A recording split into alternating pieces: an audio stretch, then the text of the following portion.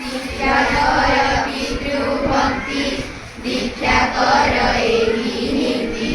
दीक्षा कर पछे सत्य बाट न छाड़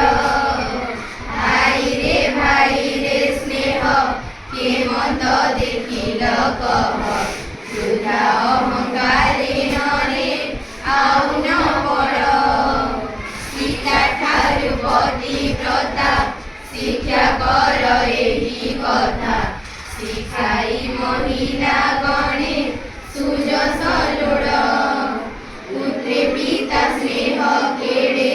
पुत्र बिने प्राण छाड़े भागिके पारिब गूढ़ स्नेहर बाड़ देवता होइले सुधा न छाड़ई विघ्न बाधा जेते सावधाने गले खसई गोड़ पीड़ना मनकु केबे जड़ी माया मोह लोभे सबु सुख मिले चित्त करिले दृढ़